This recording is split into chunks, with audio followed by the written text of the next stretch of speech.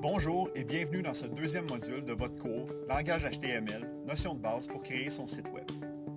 Dans ce module, vous allez en apprendre davantage sur les différents types de liens que vous pouvez insérer dans une page Web et aussi sur les liens absolus et relatifs.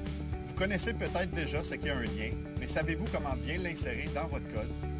Voilà ce que vous allez apprendre dans ce module.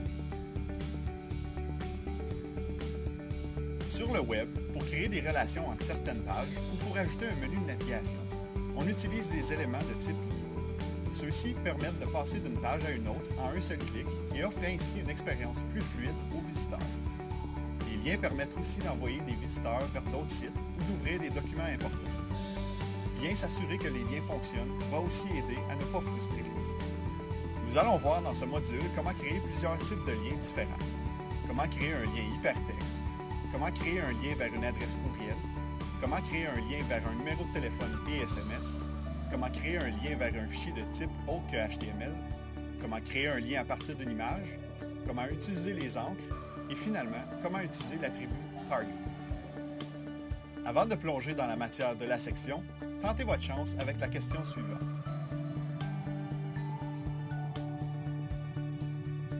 Connaissez-vous déjà les différences entre les différents types de liens? N'oubliez pas que la pratique et la méthode essai-erreur vont vous aider à bien comprendre comment utiliser de façon efficace les liens dans votre site. Après avoir terminé votre exploration des différents types de liens, il sera important de comprendre ce que sont les liens absolus et relatifs. En fait, la seule différence entre un lien absolu et un lien relatif, c'est la façon dont on précise la cible.